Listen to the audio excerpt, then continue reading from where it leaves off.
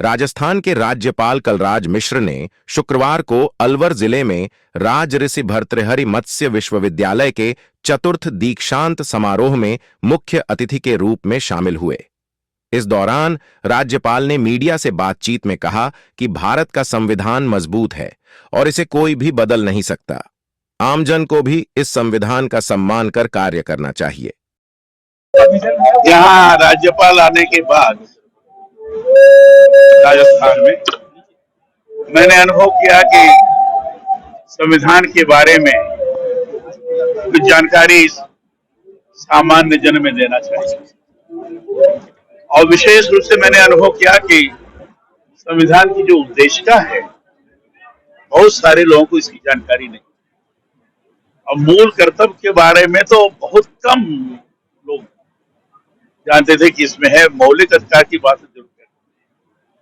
तो मैंने निर्णय लिया कि जिस भी सार्वजनिक कार्यक्रम में जाऊंगा मैं, वहां मैं मूल उद्देशिका पढ़ूंगा और दोहराऊंगा और मूल कर्तव्य पढ़ करके सुनाऊंगा, ताकि लगे कि संवैधानिक अधिकार की बात तो सब करते हैं, लेकिन संवैधानिक हमारा मूल कर्तव्य क्या है, इसके बारे में कोई बात नहीं करता है।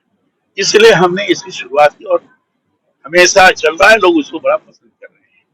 दूसरा, मैंने संविधान की जो मूल प्रति देखी, मूल प्रति में संविधान की जो पूरा इतिहास बनने का, तो कॉन्स्टिट्यूएंट असेंबली से लेकर जब से गठित हुई तब से कैसे कैसे कमेटी बनी, ड्राफ्टिंग कमेटी कौन सी बनी, डॉक्टर भीमराव अम्बेडकर उसके चेयरमैन रहे, ये सारी चीजें, और पूरा विश्व के देशों के संविधान का अध्ययन किया गया। हमारे यहाँ जो विभिन्न समय में शासन व्यवस्थाएं थी उसका अध्ययन किया गया, वैदिक और पौराणिक काल का अध्ययन किया गया। उसके बाद भारत का संविधान बना। और भारत का संविधान बनाते समय जो चीज की गई, जो सबसे महत्वपूर्ण है, वो है कि हर भाग के पहले नंदलाल बोस जो बहुत बड़े कलाकार थे, शांति डॉक्टर राजेंद्र प्रसाद जी ने कहा था कि चित्र उकेरो में से दोनों ने पूरा चित्र उकेरा है। और संविधान का मूल प्रति आप देखेंगे, कवर पेज देखें तो उसमें केवल कमल का निशान और अशोक स्तंभ है। और उसके बाद अगर फंडामेंटल राइट्स वाले भाग को देखेंगे तो उसमें भगवान राम, सीता, लक्ष्मण अयोध्या गमन कर रहे हैं। अर्थात ये दर्शाने का प्रयास किया गया है, संदेश देने का प्रयास किया गया है, मर्यादा पुरुषोत्तम राम थे, अधिकारों की मर्यादा होनी चाहिए संविधान के माध्यम से। इसी ढंग से जो डायरेक्टिव प्रिंसिपल है, उसके पहले आप देखेंगे तो भगवान कृष्ण अर्जुन को उपदेश दे, उसका सीधा सीधा तात्पर्य ये था कि जिस तरीके से गीता हमारे लिए पवित्र है, उसके श्लोक पवित्र है, उसी तरीके से जो संविधान के अंतर्गत दिशा निर्देश है वो भी उसी ढंग से पवित्र है।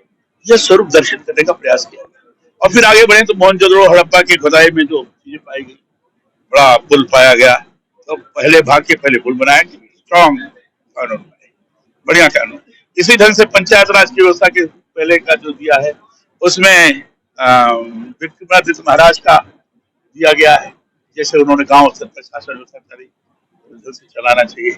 इसी तरह से शिक्षा की व्यवस्था के, शिक्षा से संबंधित जो है, उससे पहले जो चित्र करा गया है वो गुरुकुल का दिखाया गया है। तो इस ढंग से महावीर स्वामी और महात्मा बुद्ध, फिर चाणक्य और फिर गुरु गोविंद सिंह जी, इन सब लोगों का चित्र उकेरा गया।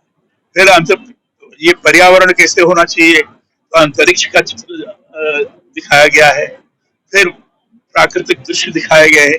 तो संविधान में हर भाग पर ये चित्र उकेर करके ये संदेश दिया गया है कि भारत में कैसा होना चाहिए, भारत कैसा बनना चाहिए। और इसलिए हमने इसी को ध्यान में रख करके ये संविधान पार्क हमने राजभवन में बनाया है। मैं आग्रह करूंगा कि आकर कभी आप देखिए। और सभी विश्वविद्यालयों में हमने तय किया कि संविधान पार्क बने, उसमें चीज आई है, इसको आप देखेंगे तो आपको समझ में आएगा। तो ये हमारी मंशा है और मुझे प्रसन्नता इस बात की है कि सब तरफ इसकी बड़ी अब चर्चा है, लोग चर्चा भी करते हैं, अब संविधान की बातें भी ज्यादा लोग होते हैं। संविधान हमारा कभी परिवर्तित नहीं हो सकता, ये बड़ा, क्योंकि इसके 368 जो धारा है, 368 धारा में लचीलापन तो है, संशोधन तो कर सकते हैं, नहीं, संविधान बदल नहीं सकते। कुछ लोग जो नारा लगाए संविधान बदला, ऐसा कुछ नहीं है। कुछ लोग कोशिश किए बदलने की, जैसे पश्चिम बंगाल में कोशिश किया गया, जो आरक्षण का स्वरूप था उसको अधिक बनाकर दूसरे को देना शुरू कर दिया, तो हाईकोर्ट ने उसको तुरंत निरस्त किया कि ठीक नहीं है। तो संविधान की रक्षा करने के लिए बहुत सारे हैं। बदलने के क्रम में अगर कोई करता भी है तो दोनों सदनों का बहुमत चाहिए, पूरा 2/3 का बहुमत चाहिए, फिर उसके बाद विधानसभाओं से पास होना चाहिए, फिर उसके द्वारा भी गड़बड़ हो रही है तो न्यायपालिका है। इसलिए बदलने के अंतर्गत बड़ी जटिलता है, कोई कर ही नहीं सकता। इसलिए भारत के संविधान को मैं गीता जैसा पवित्र ग्रंथ मानता हूँ, भारतीय संस्कृति का ये पवित्र ग्रंथ है, कुरान जैसा पवित्र ग्रंथ है, बाइबल जैसा पवित्र ग्रंथ है।